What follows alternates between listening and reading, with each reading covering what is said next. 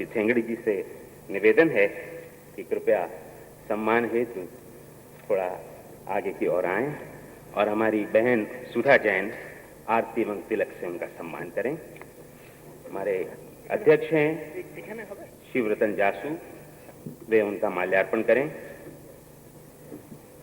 आचार्य विष्णुकांत जी शास्त्री उन्हें शॉल और नारियल भेंट करें और ताम्रपत्र तथा चेक डॉक्टर गौरीनाथ शास्त्री प्रदान करें।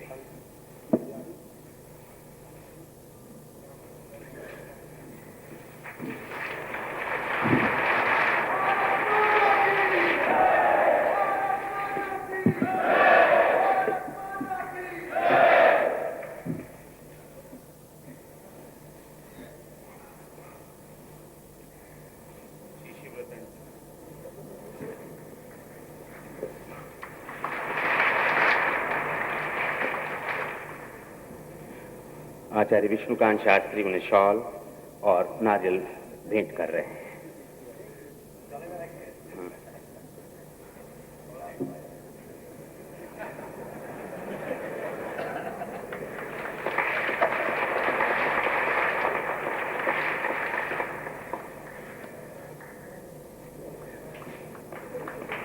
डॉक्टर गौरीनाथ शास्त्री से निवेदन है कि वो ताम्रपत्र आपको भेंट करें और उसके साथ साथ पुरस्कार की जो राशि 51,000 रुपए की है उसका चेक भी प्रदान करें।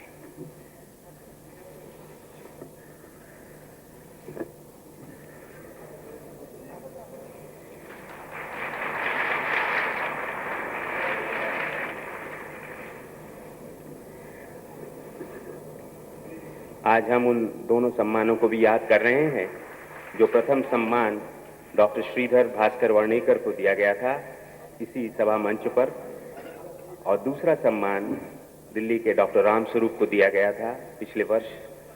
आज उसी कड़ी में श्री थेंगड़ी जी को सम्मानित करते हुए मैं हर्ष है।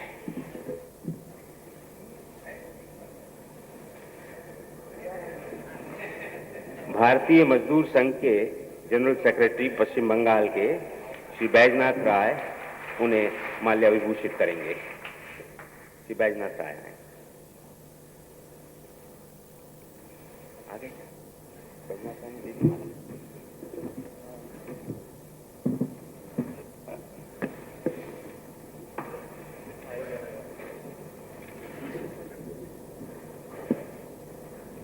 भारतीय मजदूर संघ की ओर से श्री बैजनाथ राय थेंगड़ी जी को सम्मानित कर रहे हैं।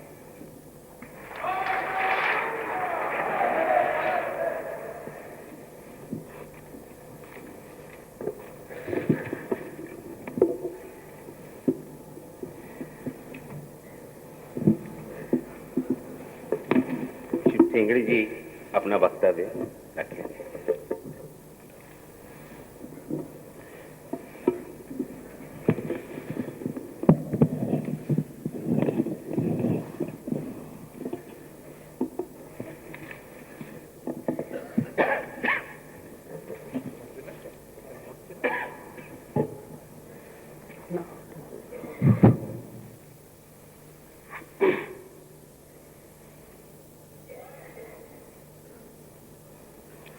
परमाचार्य डॉक्टर गौरीनाथ जी शास्त्री, परम मित्र विष्णुकांत जी शास्त्री, माननीय सुरेश राव केतकर, प्रिय कालिदा और प्रिय सुजिता,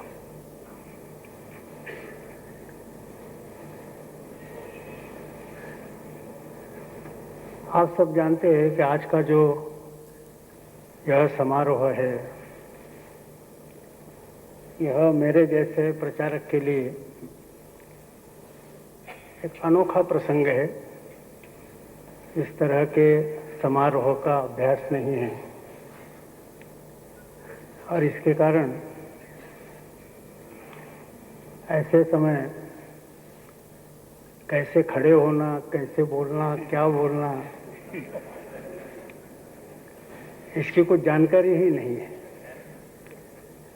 माने गांवों में रहने वाला कोई देहाती एकदम पहली बार जब शहर में आता है तो सारी चकाचौंध वाला दृश्य देखकर जैसा वो घबरा जाता है, वैसे ही आज मेरी अवस्था है।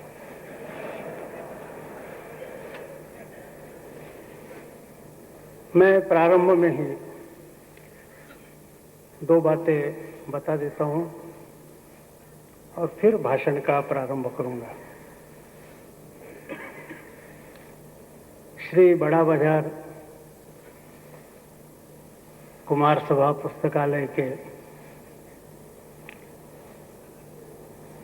पदाधिकारीगण एवं आज के इस समारोह का आयोजन करने वाले संचालकगण, इनका मैं हृदय से आभारी हूं।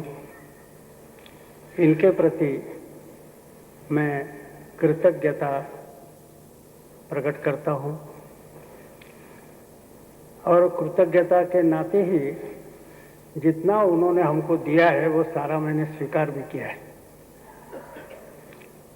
अब इतना ही है कि उसमें से एक चीज जो मेरे जैसे प्रचारक के लिए बहुत कठिन है, वह केवल मैं अन्यत्र कहीं देने का विचार कर रहा हूं। वह माने जो धनराशि आपने हमको दी है, तो मैं प्रारंभ में यह घोषणा करता हूं कि यह धनराशि राष्ट्र पुनर्निर्माण के दृष्टि से जो कई कार्य चल रहे हैं उनमें से सबसे नया कार्य Swadeshi science movement doctor K I. Vasu Bangalore के, उनके नेतृत्व में ये चल रही है। तो स्वदेशी साइंस मूवमेंट के लिए यह धनराशि मैं दे रहा हूं।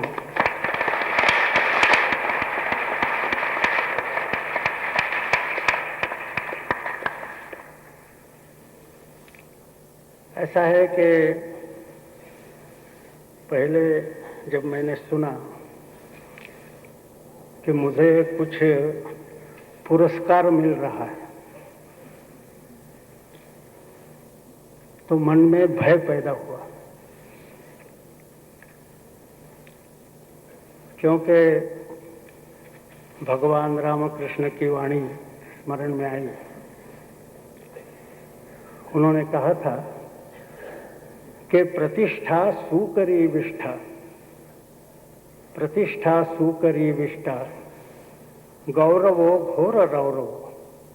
साधक के लिए उन्होंने ये कहा, प्रतिष्ठा सुकरी विष्ठा, गौरवो घोर रौरव। साधक के लिए कहा, पॉलिटिशियन के लिए नहीं कहा। किंतु यह बात मन में आई और इसके कारण कुछ भय पैदा हुआ। दूसरी बात मन में आई कि यह पुरस्कार क्यों दिया जा रहा है। अभी हमारे विष्णुकांत जी का जो भाषण हुआ उसमें मेरे विषय में कुछ कहा गया है। अब जब विष्णुकांत जी मेरी प्रशंसा कर रहे थे तो मैं भी मनुष्य हूं, मेरे अहंकार की भी संतुष्टि हो रही थी। मुझे भी लग रहा था कि मैं भी कुछ हूं, किंतु मैं यह जानता भी हूं कि उन्होंने जो कहा वो उनके दृष्टि से सही है, उनकी वो धारणा है, किंतु वो सत्य नहीं। विष्णुकांत जी बहुत प्रेमी जीव है और प्रेम यह एक ऐसा मैग्नीफाइंग ग्लास है जिसमें छोटी चीज भी बहुत बड़ी दिखाई देती है। तो मैं ये नहीं कह रहा कि कुछ फॉर्मेलिटी के नाते विष्णुकांत जी ने कहा होगा, उन्होंने अपने हृदय की बात बताई, किंतु वो प्रेम उनका होने के कारण छोटे गुण भी उनको बड़े दिखाई देते हैं। अब विष्णुकांत जी का ही ये दोष है ऐसा नहीं कहा जा सकता, यह बंगाल का स्वभाव है।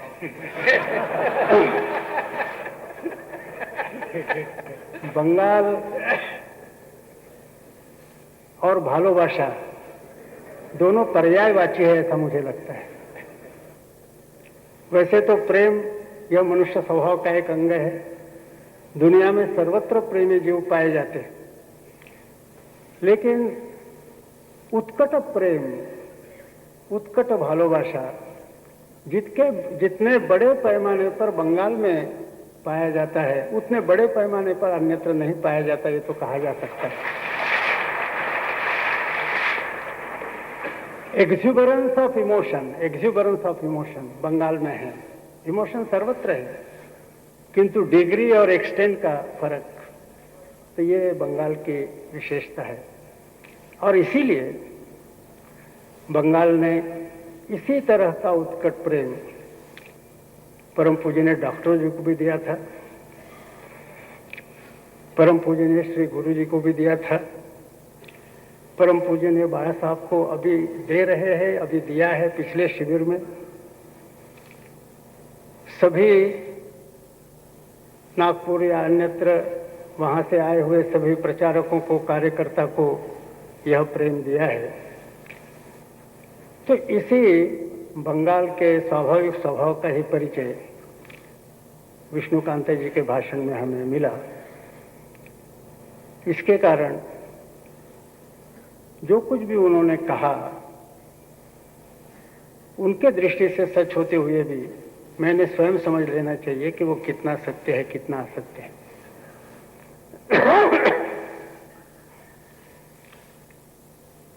ये एक प्रज्ञा पुरस्कार है। तो यह स्पष्ट है कि पुरस्कार जिन्होंने प्रदान किया है, उनको मेरे प्रज्ञा के विषय में कुछ अंदाजा है। और अंदाजा यह है कि बड़ा प्रज्ञावान पुरुष है। अब इस तरह की गलतफहमी मैं और भी जगह देख रहा हूं। वास्तव में प्रज्ञा का मतलब होता है स्वयं प्रतिभत्व, जिसको हमारे विष्णुकांत जी ने मौलिकता कहा। वह गुण है प्रज्ञा का। अब मैं विनम्रता के कारण नहीं बोल रहा, क्योंकि मैं सार्वजनिक जीवन में इतने साल से हूं कि हिंदुस्तान के सार्वजनिक जीवन में इतने साल काम करने वाला आदमी विनम्र हो सकता है, यह तो संभव नहीं है। तो इसके कारण मैं विनम्रता के कारण नहीं, सच्चाई के लिए मैं बोल रहा हूं कि इस तरह की मौलिकता नहीं है अपने पास, स्वयं प्रतिभत्व नहीं है। किंतु ये मैं जानता हूं कि लोगों को आभास होता है, और आभास होता है इसका एक कारण है।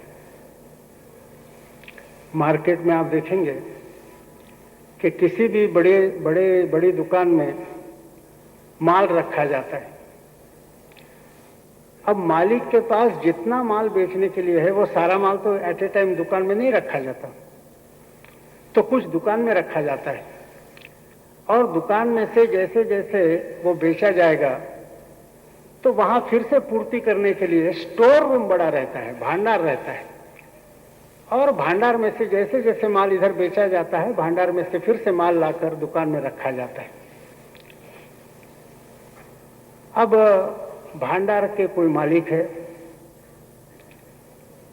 भांडार के मालिक को तो कोई देखता नहीं, लेकिन भांडार से माल अपने सर पर ढोने वाले जो हेड लोड वर्कर है, वो हमको दिखाई देते हैं। तो हम यह समझते हैं कि ये हेड लोड वर्कर माल ला रहा है, इसी का माल है, यही माल का मालिक है, ऐसा हम समझते हैं। क्योंकि वास्तव में जो भांडार के मालिक है वो तो हमारे आंखों के सामने नहीं।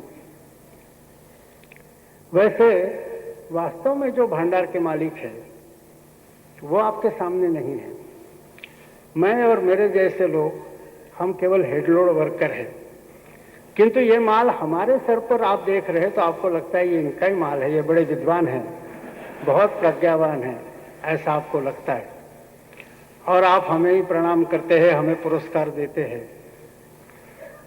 मुझे इससे स्मरण होता है कि जो भंडार के मालिक है वो मन में क्या समझते होंगे, हम तो केवल हेड लोड वर्कर हैं। तो गुरुदेव का एक वो वाक्य स्मरण में आता है कि पौध भावे आमी देव, रोध भावे आमी, मूर्ति भावे आमी देव, हासे अंतर्यामी। तो ये पुरस्कार दिया जा रहा था, फोटो वगैरह निकाला जा रहा था, ऐसा रहे जी। तो मुझे ऐसा आभास हो रहा था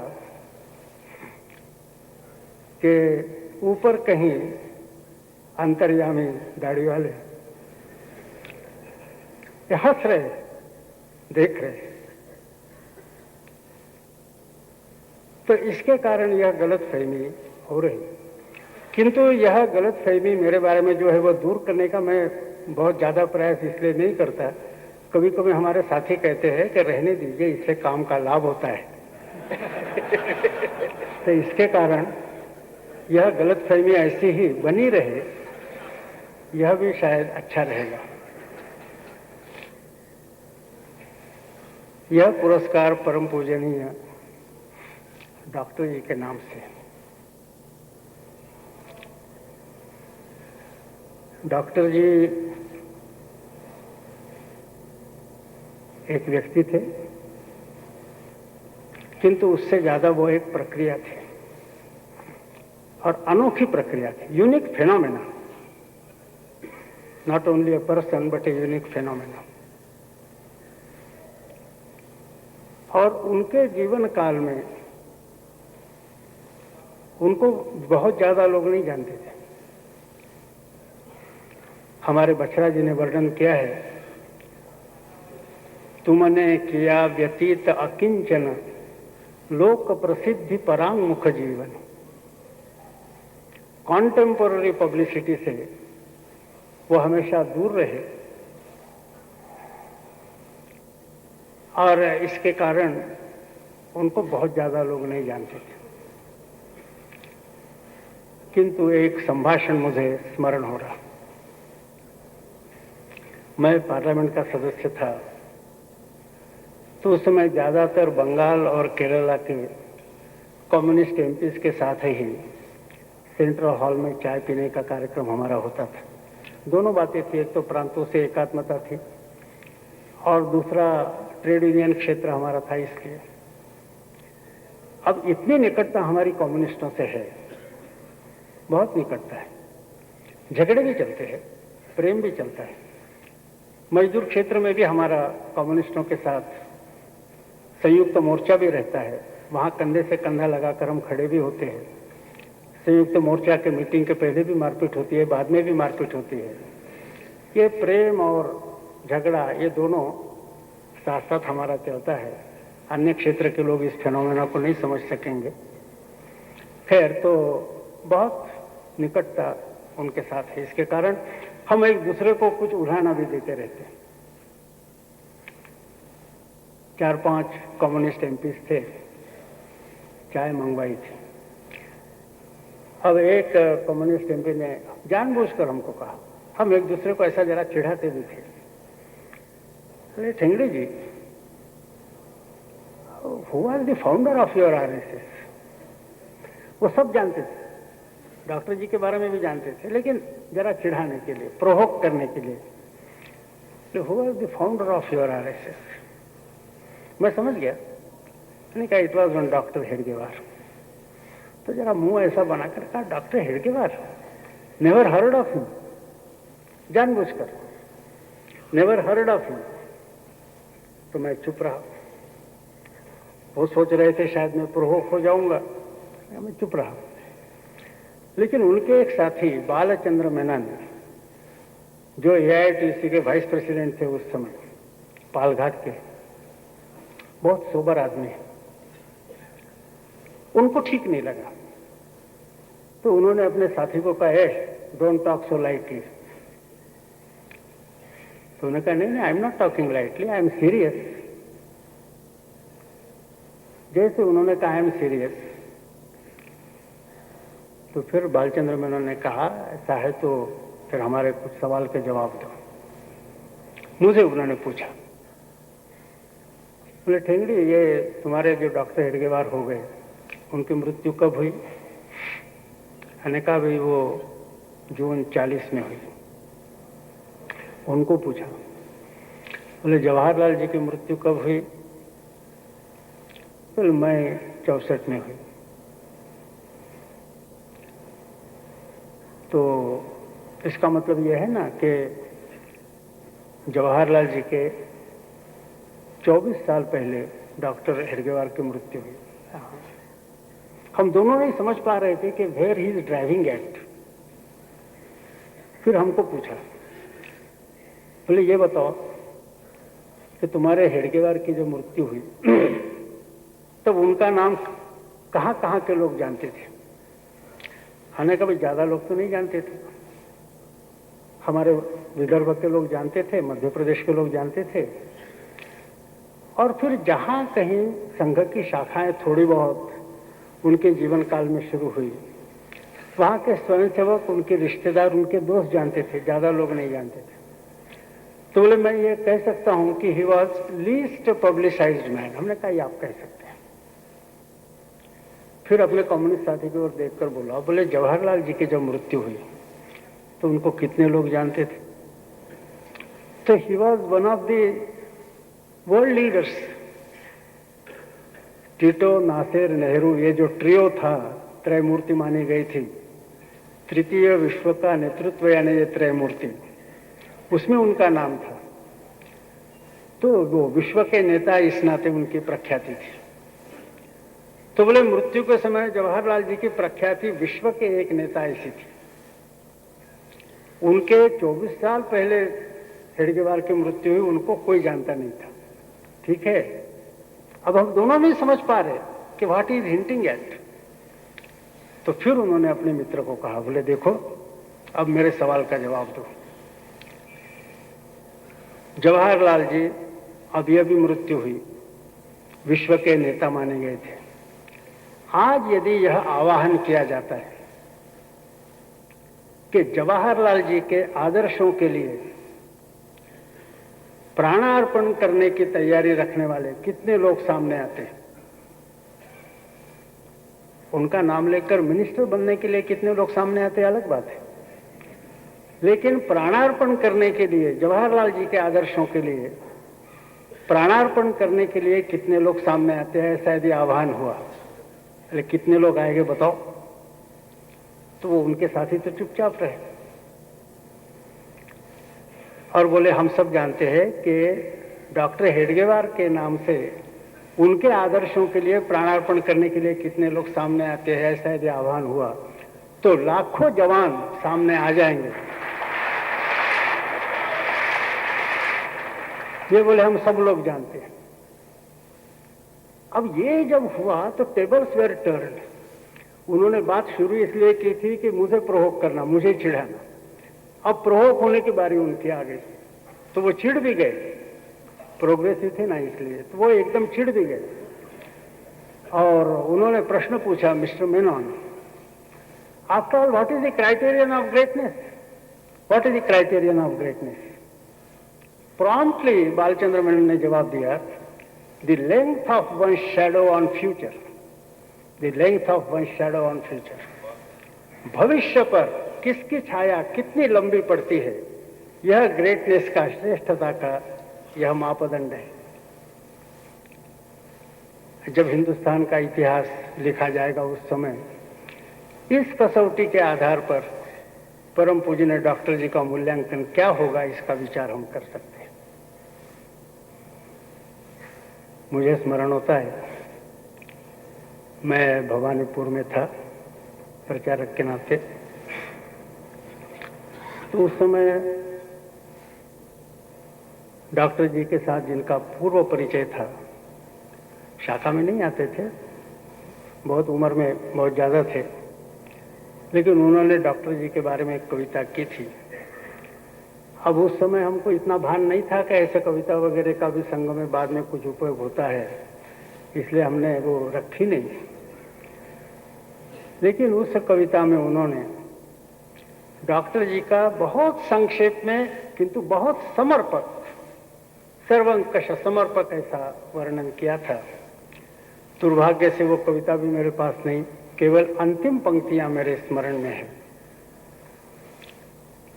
उन्होंने कहा था, बाइक के तोमार जातिर शिक्षा, बाइक के तोमार जातिर शिक्षा, कर्म में तोमार जातिर मुक्ति, चरित्र तब जातिर दीक्षा, निष्ठा तोमार जातिर शक्ति, देश आत्तार प्रतीक तोमी, तोमा हते जाति महियान। ऐसा कहा। ऐसे परम पूजनीय डॉक्टर जी, उनके नाम से ये प्रज्ञा पुरस्कार यह हमको मिल रहा, तो जीवन का यह एक बहुत महत्वपूर्ण क्षण है, ऐसा मैं समझता हूं। किंतु साथ ही साथ मन में तरह तरह के विचार आते हैं ना। यह विचार आया कि मेरे जीवन में तो ये बहुत महत्वपूर्ण क्षण है, किंतु मैं प्रचारक हूं। वास्तव में स्वयंसेवक के लिए भी, प्रचारक के लिए भी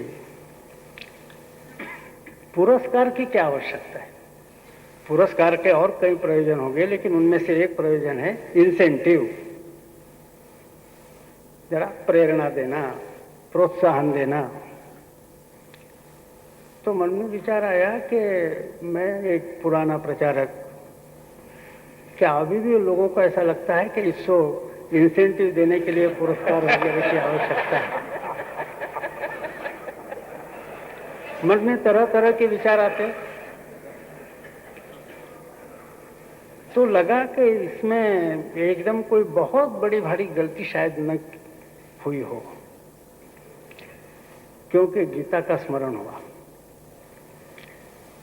अब ठीक है, हम लोग स्वयंसेवक है, प्रचारक है, लेकिन आत्मसमर्पण के नाते हम लोगों की इतनी तो योग्यता नहीं है जितनी अर्जुन की थी। अर्जुन तो भगवान के सबसे प्रियतम शिष्य भी थे, प्रियतम सखा मित्र थे। अब उनसे ज्यादा तो अपनी योग्यता नहीं हो सकती। और बहुत प्रेम से रण मैदान में उनको मार्गदर्शन करने का काम भी भगवान ने किया था,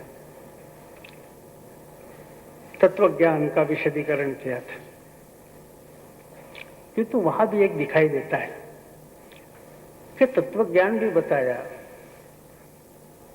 और थोड़ा सा पुरस्कार का प्रलोभन भी दिखाया। उनको प्रलोभन की आवश्यकता नहीं थी अर्जुन को, लेकिन जाते जाते प्रलोभन का पुरस्कार का प्रलोभन भी दिखाया। ये कहा, तस्माद् उत्तिष्ठ कौन्तेय युद्धाय कृत निश्चया, यह कहा, लेकिन साथ ही साथ थोड़ा इंसेंटिव भी दिया। हतो वा प्राप्स्यसि स्वर्गम जित्वा वा भोक्ष्यसे महिम। यदि इसमें तुम मारे गए तो स्वर्ग प्राप्त होगा, और युद्ध में विजय हुए तो धरती का, पृथ्वी का राज्य प्राप्त होगा। थोड़ा सा पुरस्कार का प्रलोभन, इंसेंटिव। तो शायद मनुष्य स्वभाव का यह भी एक पहलू। तो one of the many considerations पुरस्कार देने में यदि ये किसी के रहा होगा तो एकदम बहुत बड़ी भारी गलती नहीं हुई, ऐसा मन में विचार आया। अब यहां मैं आया, कल रात में हमारे कुछ मित्र हमारे साथ थे। उन्होंने कहा, ये सारा कार्यक्रम बताया, बोले आपको भी बोलना है। कहने को ऐसे समय पर बोलने का अभ्यास नहीं, लेकिन ठीक है, आदेश है, जरूर बोलूंगा। सुने का नहीं, हम लोगों की कुछ अपेक्षा है आपसे। कहा, भाई क्या है? तो नहीं, आपसे अपेक्षा है कि आज की परिस्थिति क्या है, राजनीतिक क्षेत्र का क्या चल रहा, आगे क्या होगा, भविष्य के विषय में आपके क्या विचार है, यह भी हमारी जानने की इच्छा है। तो हमने उनको कहा कि भाई एक तो यह सारा उचित होगा क्या इस अवसर पर, जब हम परम पूजनीय डॉक्टर जी का पुण्य स्मरण आज कर रहे हैं, ऐसे पवित्र क्षण पर ये जो सारी बातें हैं, मुंडेन अफेयर्स, इनका स्मरण करना उचित होगा क्या? कहीं ऐसा तो नहीं होगा कि हरि संकीर्तन चल रहा है, पॉलिटिक्स की बात माने क्या है हम सब जानते हैं, पॉलिटिक्स का लेवल क्या है हम जानते हैं। अब उसकी चर्चा ऐसे पवित्र क्षण पर करना, कहीं ऐसा तो नहीं होगा कि बहुत अच्छा हरि संकीर्तन चल रहा है, हरि बोल लोग कह रहे हैं, उसी में कोई उठकर एकदम आवाज देता है आवारा हूं, तो वो जैसा विसंवादी दिखेगा, ऐसा ही ये मामला विसंवादी दिखेगा, इसमें औचित्य की हानि होगी, ऐसा आपको नहीं लगता है? समय ने उनको कहा। और दूसरा कहा कि बंगाल में इसकी आवश्यकता भी नहीं, और शायद किसी प्रदेश में होगी, क्योंकि बहुत कुछ मात्रा में अभी भी वह सही है, what Bengal thinks today India thinks tomorrow. अब उतनी मात्रा में न हो तो भी कुछ मात्रा में आज भी यह सही है, और बंगाल में पॉलिटिकल कॉन्शियसनेस बहुत है, तो यहाँ जो पहले ही पॉलिटिकली कॉन्शियस लोग हैं, उनके लिए इस विषय में बोलने की आवश्यकता भी नहीं, क्योंकि मुझे स्मरण होता है यहाँ के छोटे बच्चे भी पॉलिटिकली कॉन्शियस होते हैं, बड़े लोग तो होते ही हैं। मुझे स्मरण होता है कि थोड़े दिन पहले मैं शीत शिविर के लिए यहाँ आया था, उस समय भी लोगों ने ऐसा बातचीत में कहा कि भाई नई नई घटनाएं हो गई है, communism, Russia, east Europe, West Bengal, सभी बातों के बारे में जरा विवरण आना चाहिए, ऐसी बातें चल रही थी। तो उस समय हमारे शिवपुर के पुराने स्वयंसेवक, तो उन्होंने मुझे ऐसे इनफॉर्मली पूछा, बोले ठेंगड़ी जी आप शिवपुर में थे तो उस समय एक कहावत चलती थी, अपना मोने आछे लकी कहावत उन्होंने ऐसी बताई कि पाठान मुगल हद होलो फारसी शेखावे फारसी पोड़ावे ताती। तो उन्हें बोलें যে এরকম কোনো জাতির নাম নিয়ে কথা বলা এটা ভালো নেই, আমরা পছন্দ করি না, কিন্তু এরকম কথা ছিল, আপনার মনে আছে? আমি বললাম হ্যাঁ আমার মনে আছে। তো সে বলল যে দেখুন 2 বছরের পর যখন আপনি এখানে আসবেন, এই কথা লোকেদের মুখ থেকে আপনি অন্যভাবে শুনতে পারবেন। আমি জিজ্ঞেস করলাম অন্যভাবে মানে কি? তো সে বলল যে দেখুন পুরনো কথা ছিল মুঘল পাঠান হদ্দ হবে ফারসি পোড়াবে তাঁতি, নতুন কথা বেরোবে স্টালিন ব্রেজনেভ হদ্দ হলো মার্সকে বাঁচাবে জ্যোতি।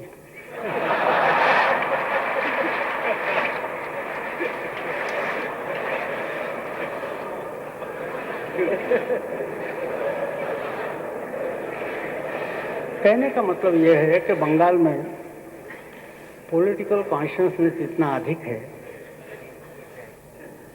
कि उनके सामने कोई मेरे जैसा पॉलिटिक्स न जानने वाला आदमी भाषण दे, इसकी आवश्यकता ही नहीं है। बंगाल का बच्चा बच्चा भी पॉलिटिक्स जानता है। हाँ, एक मैं कहूंगा, अब ये भविष्य वाली जो बात है,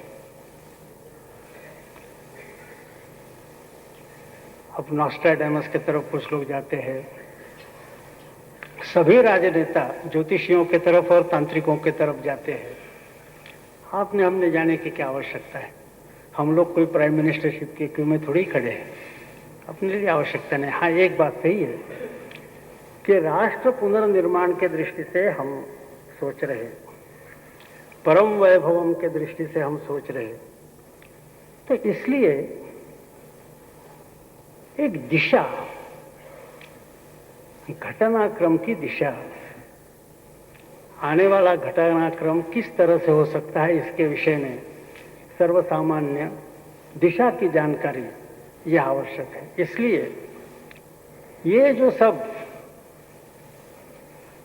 गंदा व्यवहार है, नोंगड़ा, इसमें न जाते हुए किंतु सैद्धांतिक दृष्टि से जो इतिहास बनता है वो कैसे बनता है, इसी का थोड़ा सा विचार संक्षेप में करना इतना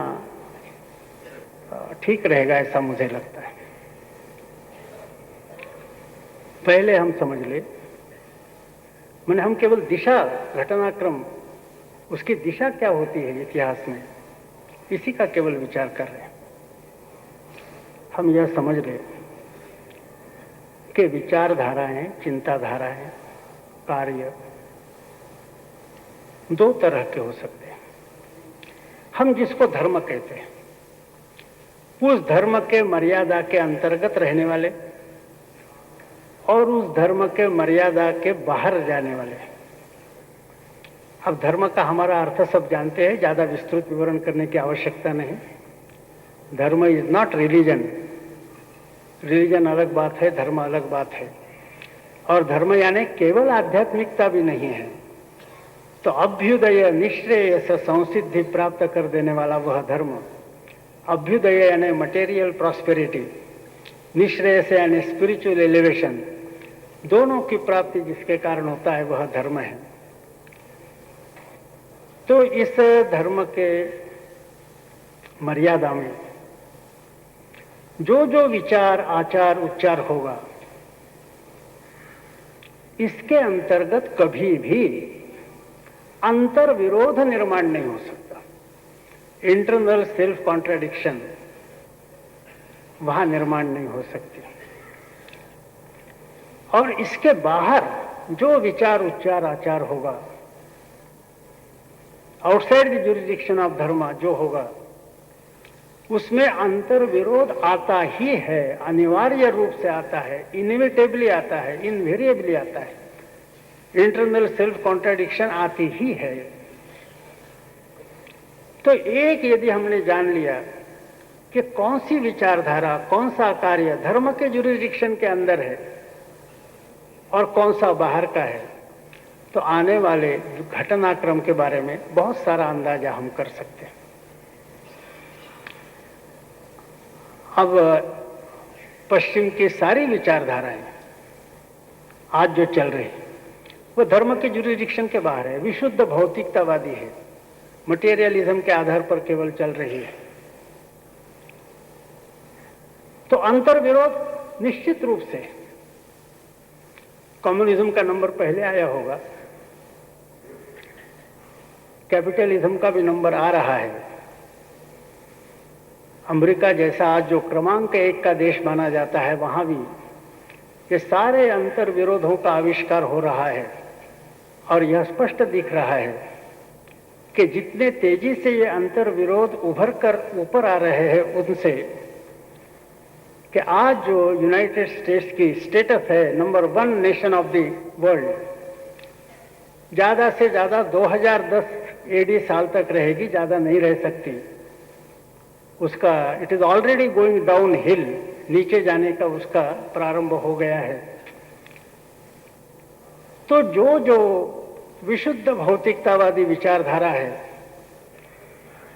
वह धर्म के ज्यूरिडिक्शन के बाहर होने के कारण उसके अंदर अंतर विरोध निर्माण होता ही है। अब ये अंतर विरोध शब्द जब मैं कह रहा हूं, तो मुझे लगता है स्पष्टीकरण देने की आवश्यकता है, क्योंकि नहीं तो एकदम बड़ा कुछ तो भी बम्बैस्टिक ऐसा लगता है। मामूली व्यवहार का मैं उदाहरण देता हूं। मेरे पिताजी के 3 चचेरे भाई थे। उनकी माता जी भी थी, हम दादी कहते थे उसको।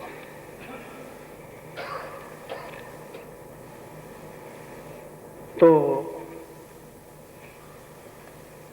बाबा और हमारे चचेरे भाई थे 3, उनके पिताजी, ये डिप्टी इंस्पेक्टर ऑफ स्कूल थे और वो डिस्ट्रिक्ट में दौरे पर जाते थे। तो हमारे बाबा जी जब दौरे पर गए तो एक वनवासी क्षेत्र में गए,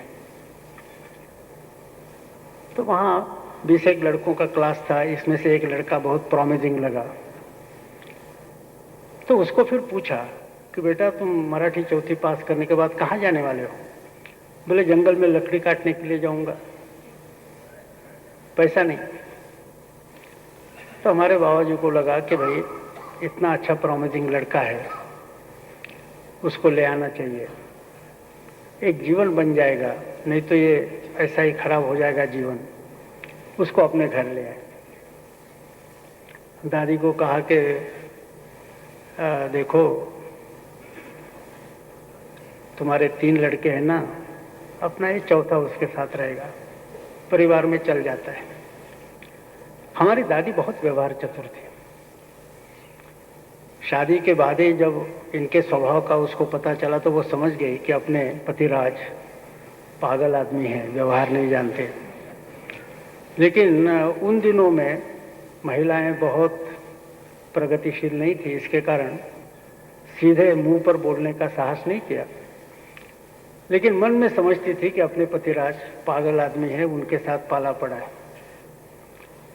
अब उसको रख तो लिया, लेकिन मन में नाराज थी और पग पग पर हर जगह उसके साथ पक्षपात करती थी।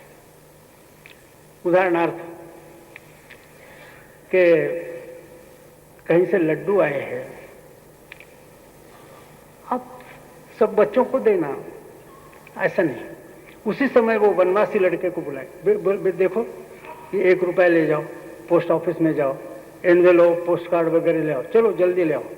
और वो लड़का जैसा बाहर जाता था वैसे अपने तीनों बच्चों को बुलाकर कहते थे एक कोने में ये लड्डू खा लो और खाने के बाद मुंह वगैरह साफ कर लो, माने वो लड़का आएगा तो उसको दिखना नहीं चाहिए।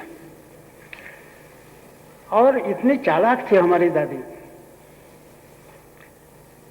कि हमारे बाबा जी के आंखों के सामने भी वो पक्षपात करती थी, बाबा जी के ध्यान में नहीं आता था। एक बार कोई त्योहार था तो मैं पिताजी वगैरह हम गए, तो उस समय हम लोग इधर बैठे थे और सामने एक लाइन में ये 3 उनके लड़के,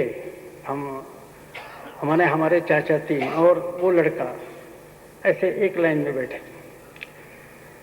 इधर से रसोई घर था। अब खीर बनाई थी, तो हमारी दादी क्या करती थी कि रसोई घर से आई, खीर की बाल्टी हाथ में है, तो एक एक चम्मच डालना। तो ये पहले को 1 चम्मच, पहले 3 लड़के उनके थे, ये चौथा वनवासी था, तो पहले को 1 चम्मच, दूसरे को 1 चम्मच, तीसरे को 1 चम्मच, चौथे को 1 चम्मच, और फिर वापिस जाते समय 1-1 चम्मच दे देना।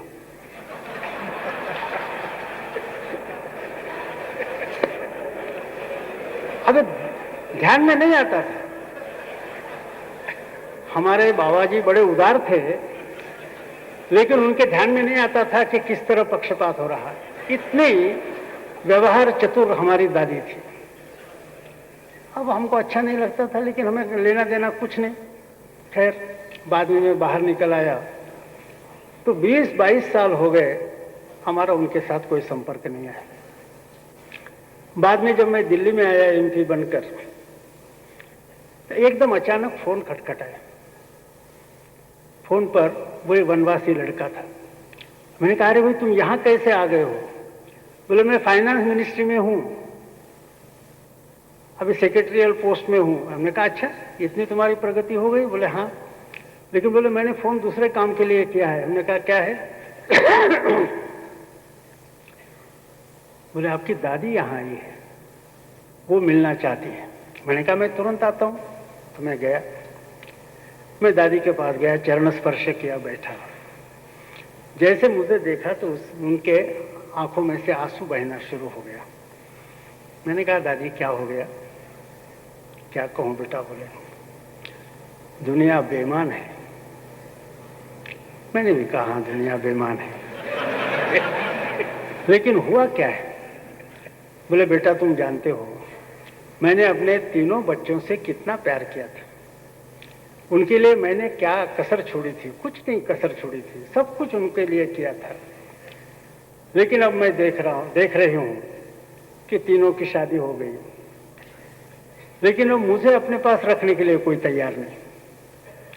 बड़ा लड़का कहता है, वो कहता है कि माँ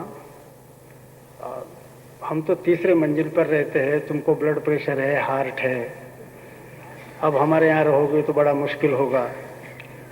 दूसरा भाई कहता है नहीं मेरी तो इच्छा है, लेकिन मेरी पत्नी तो हमेशा बीमार रहती है और फिर तुमको ही सारा घर का करना पड़ेगा तो लोग हमको भी क्या कहेंगे, मुझे भी अच्छा नहीं लगेगा। तो हर एक लड़का मुझे टाल रहा। आखिर बोले ये लड़का जिसके साथ मैंने पक्षपात किया था, यही बेचारा, इसके साथ मैं अभी रह रही हूँ। और फिर रोना शुरू किया कि दुनिया बड़ी बेईमान है। अब मुझे भी कहना बाध्य ही था कि दुनिया बेईमान है, लेकिन मेरे मन में उस समय वो दृश्य आया था कि लड्डू आए हैं, इसको बुलाया है वनवासी लड़के को, बेटा 1 रुपया ले लो, एनवेलोप और पोस्ट कार्ड ले आओ। और तभी अपने बड़े लड़कों को बुलाकर फिर कहा जाता है कि जल्दी जल्दी लड्डू खाकर मुंह साफ कर लो। और फिर वो खीर की बाल्टी भी हमारे मन में आ गई। और फिर मन में आया कि दादी बचपन से तुमने जो संस्कार दिया था अति स्वार्थ का, उसी का तो ये फल है। किंतु वैसा कहना ठीक नहीं था, किसी के जख्म पर नमक डालना ठीक नहीं। अब ये अंतर विरोध है। अति स्वार्थ, उसका फल क्या मिलता है? जहां जहां विशुद्ध भौतिकता है वहां वहां अंतर विरोध आता है। और एक छोटा सा उदाहरण मुझे स्मरण होता है। मैं कुछ दिन तक राजनीतिक क्षेत्र में भी था, तो उस समय एक हमारे एमएलए मित्र थे। उस विभाग में मेरा दौरा था, इसलिए मैं उनके यहाँ गया। बाहर गया तो दरवाजा खटखटाया। उधर हमारे यहाँ बेल वगैरह की इतनी पद्धति नहीं थी। दरवाजा खटखटाया, उनका लड़का आया। इधर उधर उसने पहले देखा। मैंने कहा भी पिताजी है? बोले मैं देख कर आता हूँ। अब मकान तो छोटा था, लोअर मिडिल क्लास का हाउस, अंदर जाकर देखने की जरूरत क्या? बोले मैं देख कर आता हूँ। सामने न छाता था न जूता था, कुछ नहीं। अंदर से आकर कहा नहीं आप आइए। मैं गया अंदर, तो अंदर आराम से बैठे थे एमएलए साहब। बोले मैं जानबूझकर, हमने कहा भाई ये जूता छाता सब अंदर क्यों लाया? बोले ऐसा है। ठीक है, उन्होंने हमको वोट दिया, चुनकर लाया, मैं एमएलए बन गया हूँ, लेकिन ये क्या समझते हैं कि उन्होंने 1 वोट देकर मुझे जीवन भर के लिए खरीद लिया है? सुबह 5 बजे से रात को 1 बजे तक मैं क्या उनकी नौकरी कर रहा हूँ? सब तकलीफ देने के लिए आते हैं। तो मैं यही करता हूँ कि जूता छाता अंदर ले आता हूँ, बोल देता हूँ कि भाई ये घर पर नहीं है। थोड़ा तो आदमी को विश्राम चाहिए। हमने कहा नहीं, विश्राम की तो बहुत आवश्यकता होती है। इतने में फोन फिर से खटखटाया, तो उन्होंने अपने लड़के को इशारा किया। लड़के ने फोन उठाया। हमारे ध्यान में आया कि बाप बेटे के पहले से वो बराबर मेल था। तो इन्होंने पूछा हेलो कौन है? तो उन्होंने कहा भागचंद जी। अच्छा भागचंद जी? पिताजी की तरफ देखा। पिताजी ने इशारा दिया कि टाल दो। तो उन्होंने कहा भागचंद जी अभी पिताजी तो नागपुर गए हैं, आप पता नहीं कब आएंगे, मैं आपका कोई मैसेज होगा तो मैं पिताजी को दे दूंगा। फोन रख दिया। पिताजी भी खुश हो गए कि अपना लड़का बहुत होशियार हो रहा है। और बाद में हमारा उस विभाग से कोई संबंध नहीं। ऐसे ही 25-26 साल के बाद उधर जाने का मौका आया, तो उनके यहाँ भी गया। तो वो पुराना मकान तो छूट गया था, नया बहुत अच्छा बड़ी बिल्डिंग उनकी हो गई थी। 2 मोटर कार भी उनके यहाँ थी, 2 दुकानें उनकी चल रही थी। लड़का दुकान देख रहा था। मैंने कहा भाई देखो भगवान की तुम्हारे ऊपर बड़ी कृपा है। बोले हाँ ये बात सही है। 5 ही साल MLA थे, लेकिन बड़ा मकान, 2 मोटर कार वगैरह, सारा व्यवहार कुशल थे। तो हमने कहा भाई भगवान की बड़ी कृपा है। बोले हाँ। मैंने कहा सारा, बोले मेरा सारा ठीक चल रहा, लेकिन एक ही बात है जरा अखरती है। बोले कोई कष्ट नहीं है, लेकिन मन को अखरने वाली बात है। हमने कहा भाई क्या है? बोले देखो, लड़के के लिए मैंने 2 दुकानें दी है, उसकी कमाई नहीं है, कमाई मेरी है। और ये बिल्डिंग जो भी है वो मेरे पैसे की है, दुकान भी मैंने मेरे कमाई से है। सब लड़के को मैंने दे दिया है। मैं तो कभी कभी जाता हूं दुकान पर, तो उसी का है, मेरे बाद भी उसी को मिलने वाला है। ये सारा होते हुए भी बोले मुझे दुख इस बात का होता है कि जब कभी कभी बीच में मैं उसको अकाउंट मांगता हूं कि भाई जरा हिसाब बताओ, तो जैसे इनकम टैक्स ऑफिसर के सामने वो झूठा अकाउंट देता है, मेरे सामने भी झूठा अकाउंट है वो पेश करता है। तो बोले मैं उसका बाप हूं, मैंने ही सारा पैसा दिया, ये सारा पैसा उसी को मिलने वाला है, लेकिन मेरे साथ भी वो ऐसी ही चालबाजी करता है जैसे इनकम टैक्स ऑफिसर के साथ करता है। बस इतना बोले अखरता है, बाकी सारा ठीक चल रहा है। वहां भी मेरे लिए बोलना संभव नहीं था। कौन बात कर रहे हैं? भागचंद जी। अच्छा भागचंद जी। अब ये जो सारा था, इसी का ये परिणाम है, ये मैं उनको नहीं कह सकता था। ये अंतर विरोध है। विशुद्ध भौतिकतावाद के आधार पर जो व्यवहार चलता है उसमें अंतर विरोध अपरिहार्य है। भारतीय मजदूर संघ शुरू हुआ, लोगों ने हमको कहा कि भाई आप क्या ट्रेड यूनियन में काम करेंगे, आप तो चालाकी करते नहीं, हथखंडे करते नहीं, तिकड़मबाजी करते नहीं, ऐसे भोले लोगों का काम नहीं। हमने कहा भाई हम भोले नहीं है, पागल भी नहीं है। हम यदि तिकड़मबाजी नहीं करते इसका मतलब ये नहीं कि हम असमर्थ है तिकड़मबाजी करने में। ये तो ऐसा ही है कि हम बॉम्बे जाते हैं, किसी ने कहा बॉम्बे गए थे? हाँ गए थे। तो पिक पॉकेटिंग वगैरह कुछ किया कि नहीं? हमने कहा नहीं भाई पिक पॉकेटिंग तो नहीं किया। तो क्या उसने हमको ऐसा कहना चाहिए कि अरे आपने पिक पॉकेटिंग भी नहीं किया, आप इतना छोटा काम नहीं कर सकते तो कौन सा काम कर सकेंगे? हमने कहा अरे हमने पिक पॉकेटिंग नहीं किया, इसका मतलब ये नहीं था कि हम पिक पॉकेटिंग करने की भी क्षमता नहीं रखते। वो बिलो और डिग्निटी है, हमारे इज्जतदारी के नीचे की बात है, इसलिए हमने नहीं किया। किंतु लोग कहते थे भाई भोलेपन से नहीं चलेगा। हमने कहा हम भोलापन नहीं रखते, हम दूसरे की तिकड़मबाजी नहीं चलने देंगे, लेकिन हम भी लो लेवल वाली ऐसी कोई तिकड़मबाजी की बात नहीं करेंगे। उन्होंने कहा फिर तो आप कम्युनिस्टों के सामने टिक नहीं सकते, सोशलिस्टों के सामने टिक नहीं सकते। हमने कहा टिकेंगे नहीं टिकेंगे, लेकिन अपनी जो गति है, हाथ ही चलते है अपने गतमो, अपनी डिग्निटी हम नहीं छोड़ेंगे। खैर बहुत नुकसान भी हुआ, क्योंकि तिकड़मबाजी से इमीडिएट गेन तो होता है, इमीडिएट गेन होता है। किंतु बाद में यह दिखाई दिया कि हमारे प्रतिस्पर्धी यूनियन में हथखंडे, चालाकी, तिकड़मबाजी जानने वाले बहुत लोग थे। अब वो पहले हमारे खिलाफ तिकड़मबाजी करते थे, बाद में वो आदत बन गई। पहले स्ट्रैटेजी के नाते था, रणनीति के नाते तिकड़मबाजी कर रहे थे, बाद में वो आदत बन गई, स्वभाव बन गया। और स्वभाव बनने के बाद आपस में उन्होंने तिकड़मबाजी शुरू कर दी। और फिर ये हुआ कि उनके ही आपस में एक दूसरे की टांग खींचने का ऐसा प्रयोग शुरू हो गया कि बहुत बार तो हमारी प्रगति इसके कारण हुई कि जिस तिकड़मबाजी का प्रयोग वो हमारे खिलाफ करते थे, उसी का प्रयोग वो आपस में करने लगे, गुटबंदी हो गई, और इसके कारण हम आगे बढ़ सके। अब ये अंतर विरोध है। जहां विशुद्ध भौतिकतावाद है वहां अंतर्विरोध आता ही है। और धर्म के दायरे के अंदर जो चीज है, उस किसी कार्य में, किसी भी विचारधारा में अंतर्विरोध आ ही नहीं सकता। एक मोटी बात हम ध्यान में रखें। अब यह ध्यान में रखते हैं तो दूसरा एक सिद्धांत भी ध्यान में रखने की आवश्यकता है। ये 2 सिद्धांत बाह्य परिस्थिति के बारे में हम ध्यान में रखें। दूसरा सिद्धांत ये कि इस तरह के जितने काम हैं, हर एक काम में जहां यश आता है, उस यश के पेट में उस कार्य के पराजय के बीज होते हैं, और हर पराजय के पेट में यश के बीज होते हैं।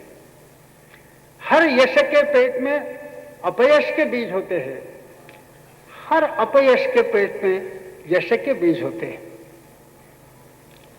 इतना ही है कि वह समझने के लिए मन शांत होना चाहिए, संतुलित होना चाहिए। जैसे आकाश में चंद्रमा है, सितारे हैं, उनका प्रतिबिंब शांत, सुस्थिर, स्वच्छ जलाशय में उनका प्रतिबिंब बराबर पड़ता है। लेकिन जलाशय यदि स्वच्छ नहीं है, गंदा है, और फिर पानी स्थिर नहीं है, तो तारों का और चंद्रमा का प्रतिबिंब उसमें ठीक नहीं दिखाई देता। वैसे ही हर यश में अपयश के बीच कहाँ है और हर अपयश में यश के बीच कहाँ है, यदि कार्यकर्ता का मन स्थिर रहा तो फिर वह देख सकता है।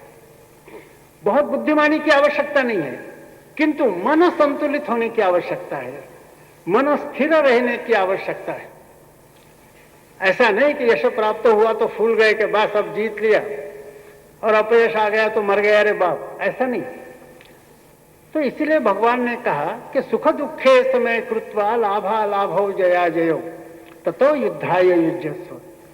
कार्यकर्ता का मन यदि इस तरह का रहा कि सुख के कारण फूल नहीं जाना, दुख के कारण मर गया रे बाप नहीं कहना, यश के कारण एकदम सोलन हेडेड बनने की आवश्यकता नहीं, अपयश के कारण एकदम हिम्मत छोड़ने की आवश्यकता नहीं। तो युद्धस्व विगत ज्वरः, भगवान ने कहा कि युद्धस्व लड़ाई लड़ो, लेकिन विगत ज्वरः, without tension, fight without tension. ऐसा मन यदि स्थिर रहा तो फिर स्वाभाविक रूप से आप बहुत बुद्धिमान न हुए तो भी अपयश आने के बाद भी इसमें आगे आने वाले यश के बीच कहाँ छिपे हैं आप देख सकते हैं, और यश आने के बाद आगे आने वाले अपने अपयश के बीच इस यश में कहाँ छिपे हैं आप देख सकते हैं। किंतु उसके लिए मनस्थिति ठीक होने की आवश्यकता है। गीता में जो मनस्थिति कही गई है, ऐसी मनस्थिति यदि हमारी रही, कार्यकर्ता की रही, ये हम देख सकते हैं। बहुत ज्यादा बुद्धिमान रहने की आवश्यकता नहीं। आगे क्या होने वाला है इसका अंदाज आने के लिए मनस्थिति ठीक होने की आवश्यकता है। बराबर चंद्रमा का रिफ्लेक्शन, प्रतिबिंब, सितारों का प्रतिबिंब आपके मन में आएगा। भविष्य में कौन सी घटना आने वाली है इसका प्रतिबिंब आपके मन में बराबर आ जाएगा। आज बराबर नहीं आता, इसका कारण आपके मन का जो पानी है, आपके जलाशय का पानी या तो गंदा है या फिर सुस्थिर नहीं है, इसके कारण चंद्रमा का और सितारों का प्रतिबिंब नहीं आता। भविष्यकालीन घटनाओं को हम देख नहीं सकते, मन स्थिर रहा तो देख सकते। और इस दृष्टि से केवल कर्तृत्ववान आदमी है कि नहीं, कार्यकर्ता है कि नहीं, यह सवाल नहीं। कार्यकर्ता कर्तृत्ववान होगा, संतुलित नहीं। जो विभिन्न मोह है, बाकी जो विभिन्न मनुष्य को विचलित करने वाली बातें है, इनके वश में जाने वाला कार्यकर्ता है, उसको भविष्य का ज्ञान नहीं हो सकता।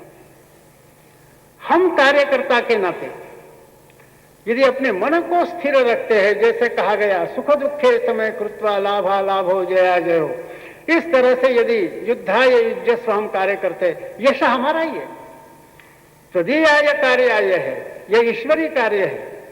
इसका मतलब है कि हम ऐसी एक सेना है जिसके कमांडर इन चीफ स्वयं भगवान है।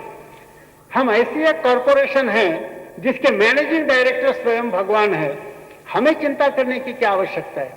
कोई सेना ऐसी हो सकती है कि जहां कमांडर इन चीफ तो आराम से सो रहे और प्लेटून कमांडर रात में जागरण कर रहे, उछल कूद कर रहे हैं कि अरे भाई कैसी रणनीति करनी है, क्या है पता नहीं। या कोई कंपनी ऐसी है कि जिसके मैनेजिंग डायरेक्टर तो आराम से सो रहे, सेल्समैन लेकिन बड़े चिंता तो रहे, रात रात उनको नींद नहीं आ रही। ऐसी कोई कंपनी हो सकती है? तो चिंता की आवश्यकता नहीं है, मन स्थिर रखने की आवश्यकता है।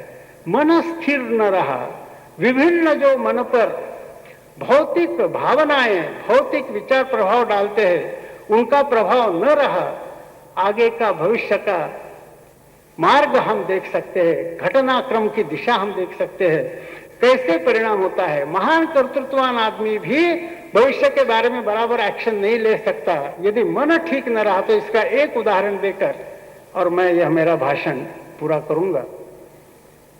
कर्तृत्व बहुत है लेकिन मन संतुलित नहीं।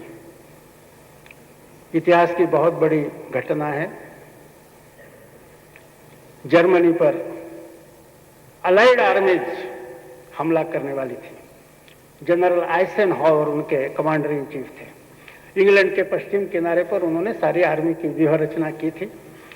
और यह तय था कि थोड़ा सा जिस समय वेदर माने हवा थोड़ी सी जब अनुकूल हो जाएगी उस समय और कॉन्टिनेंट पर हमला करना, ब्रिटिश चैनल क्रॉस करना, लेकिन उपयुक्त वेदर की वो अपेक्षा कर रहे थे। इधर सारे यहां उन्होंने एक चेन, फोर्ट्स की चेन, किलों की, दुर्गों की चेन हिटलर ने बनाई थी किनारे पर। और जनरल रोमेल जिसने अफ्रीका में इतना बड़ा काम किया था उसको कमांडर इन चीफ के नाते उस वहां रखा गया था। जनरल रोमेल के कर्तृत्व के बारे में किसी को शक नहीं, महान कर्तृत्ववान, किंतु छोटे छोटे यदि मन संतुलित न रहा तो क्या होता है देखिए। जून महीना आया 44 का, हवा खराब थी, उधर भी मेटेरियोलॉजिस्ट थे, माने हवामान का जो शास्त्र जानते हैं उनको मेटेरियोलॉजिस्ट कहते हैं। जर्मनी के पास भी मेटेरियोलॉजिस्ट थे, आइजनहावर के पास भी मेटेरियोलॉजिस्ट थे। आइजनहावर भी ब्रिटिश चैनल क्रॉस करने के लिए कब कैसा उपयुक्त समय, ये मेटेरियोलॉजिस्ट को पूछते थे। और रोमेल भी पूछते थे कि भाई कब वो क्रॉस करेंगे। तो दोनों हवामान शास्त्रज्ञों पर उनका विश्वास था। अब इतनी निर्णायक लड़ाई थी, 1 जून के समय रोमेल ने पूछा तो मेटेरियोलॉजिस्ट ने कहा कि ऐसा है कि कम से कम 4-5 दिन हवा ऐसी रहेगी, यह स्पष्ट दिखता है। अब महान कर्तृत्ववान सब कुछ, लेकिन 4-5 दिन हवा ऐसी रहेगी और इसके कारण जनरल आइजनहावर अपनी सेना को ब्रिटिश चैनल में नहीं डाल सकते। यह एक भरोसा होते ही मन में थोड़ी सी वीकनेस विचलित आई। 4 जून यह उनके पत्नी का बर्थडे था। विचार आया कि इतने में तो आइजनहावर का हमला हो नहीं सकता, ऐसा इनका कहना है, क्यों ना थोड़ा सा चांस लिया जाए। फ्यूरर के साथ बात करनी है, हिटलर के साथ विचार विमर्श करना है, ऐसा बहाना बताकर और बर्थडे प्रेजेंट अपने पत्नी के लिए लेकर इन्होंने बर्लिन के लिए प्रयाण किया। वो बर्लिन में ही थे, उस समय अचानक उनको खबर मिली कि आइजनहावर ने हमला किया है। 4 जून को हमला किया। हमला किया है, यह जब खबर आई उस समय उनको दूसरी भी बात पता चली। रोमेल ने जैसे अपना पोस्ट छोड़ दिया था, तो रोमेल अपना पोस्ट छोड़ देता है तो फिर हमने भी अपना पोस्ट छोड़ने के लिए क्या आपत्ति है सोचकर उनके जो इमीडिएट लेफ्टिनेंट्स थे वो भी जरा इधर उधर मौज करने के लिए चले गए।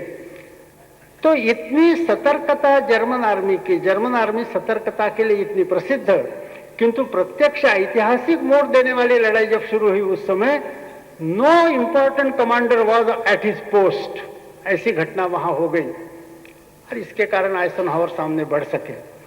महान कर्तृत्व है, सब कुछ जानते हैं, लेकिन अपनी जो छोटी छोटी भावनाएं हैं उन पर कोई माने मन संतुलित नहीं है, मन का जो जलाशय उसका पानी स्वच्छ नहीं है, इसके कारण फिर आने वाले घटनाक्रम की दिशा का पता नहीं चलता। तो कर्तृत्व का सवाल नहीं, बुद्धिमानी का सवाल नहीं, कार्यकर्ता का मन यदि संतुलित रहा, सुख दुखे समय कृत्वा रहा, सामान्य कार्यकर्ता घटनाक्रम की दिशा क्या रहेगी इसके बारे में अंदाजा ले सकता है। हमने चिंता करने की आवश्यकता नहीं, ईश्वरीय कार्य है, यह होकर रहेगा। इतना ही है कि कार्यकर्ता के नाते हम अपने को ठीक उपयुक्त हथियार बनाएं, साधन बनाएं। तो परम पूजनीय डॉक्टर जी ने यह जो कार्य प्रारंभ किया है उसमें कहा गया था पहले, यत्र योगेश्वर कृष्णो यत्र पार्थो धनुर्धरः तत्र श्री विजयो भूतिर ध्रुवा नीतिर्मतिर्मम। हमारे योगेश्वर कृष्ण वो तो हमारे साथ है। उस समय एक पार्थ था ऐसा बोला गया, आज हम जानते हैं कि लाखों पार्थ इस देश में फैले हुए हैं। आज यदि कहना पड़ेगा तो ये कहना पड़ेगा कि यत्र योगेश्वर कृष्णो यत्र पार्था धनुर्धरः, धनुर्धर पार्थ इतने जहां है, हम और अंतिम विजय इसके बीच में कोई दीवार नहीं बन सकता। हम अपनी मनस्थिति ठीक रहे, यही परम पूजनीय डॉक्टर जी का हमारे लिए संदेश है। यह मानकर हम यहाँ से जाए इतनी ही प्रार्थना है।